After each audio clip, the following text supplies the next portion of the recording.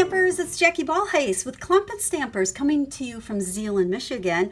And today I have a fun technique to share with you. It's a little bit messy. You can see my hands are already inky from playing around with it. And it's a technique that's called Retiform. Now don't ask me why it's called that because I honestly have no idea. But it is a technique that's been around for a long time. And all of a sudden I've been seeing people do it again. And I just love when things that are old are new again.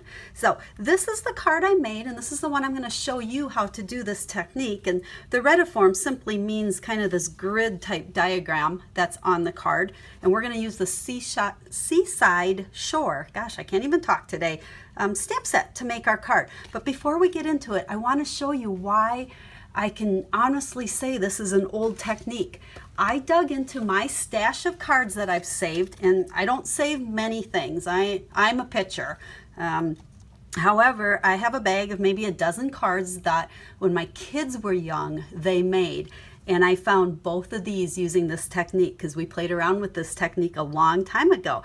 And if I flip them over, you will see on this one, I have Jessica's name and it says March 31st of '02.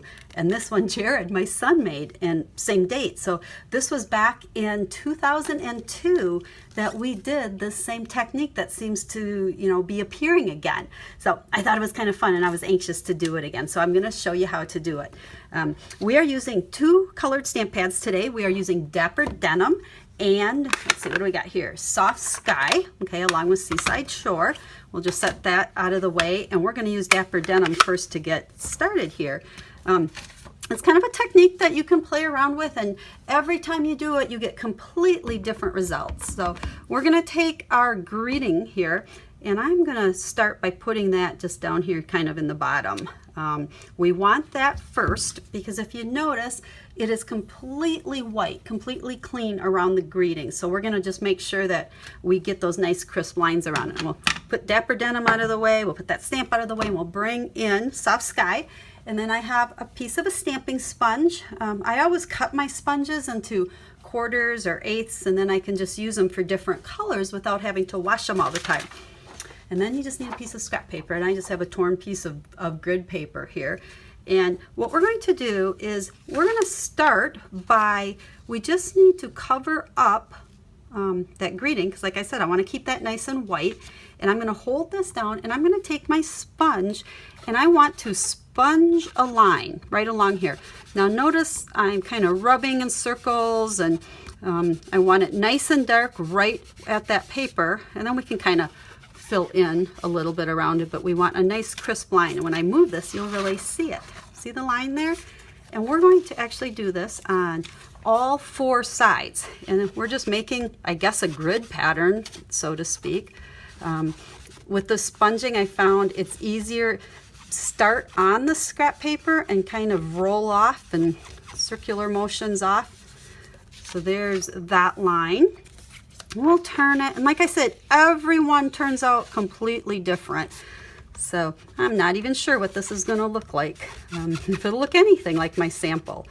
So we'll get all of our lines going here.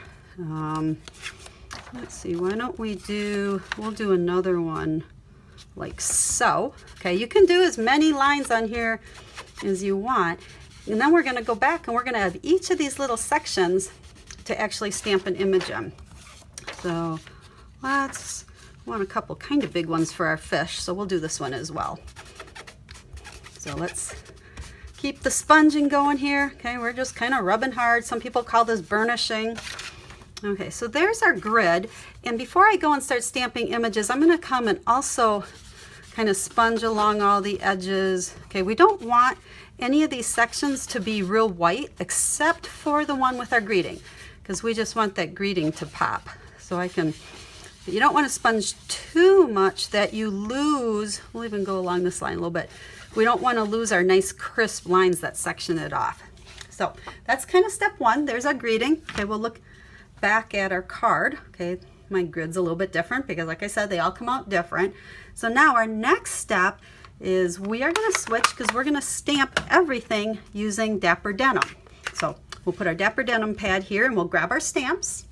The other thing that we need are some Post-it notes, because if you look at our card, you'll notice all of the images are cut off on all of these sponging lines. That's what kind of separates it and gives it, you know, kind of some dimension. So what we're going to do is put Post-it notes along the edges. We're going to start with the center, we'll call it blocks. It's not really a block, okay? And I did some kind of strange shapes here, so we're gonna have to use quite a few Post-it notes, but you can see how I'm covering up everything outside of that block. Now when you put your Post-it note down, I'm gonna hold this up and see if you can see up close. I am leaving just a smidgen of a line into the white or into the darker, because with this little bit of a ridge, just like when you do the masking technique, which actually I guess that's what we're doing here, is we're masking off areas. When you go to stamp, there's like a little bit that'll show, or that won't stamp right along this ridge because of the raised up part of that thing, or Post-it note. So now we can go ahead and we're going to fill in this first section, and we'll do several of the angelfish. Now I think it's also quite critical as you're doing this that you let things come off of the line, okay, or off onto the Post-it note, because that'll help make each one of these boxes quite distinct. And we'll put some bubbles on here. And again, I'm just kind of filling in this section.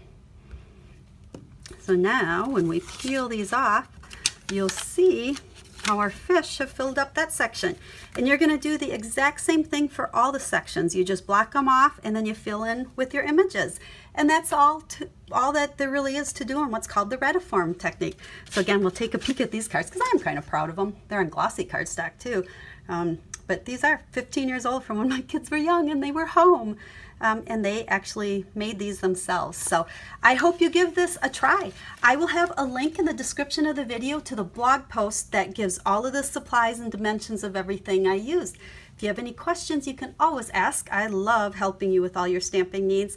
And if you're looking for a Stampin' Up! Demonstrator, I would love to be that person. I can get you a catalog if you need one, and I would be honored to help you place any Stampin' Up! Orders. So again, get a hold of me if you have any questions, and I look forward to sharing with you again. Have a Stamp Happy day.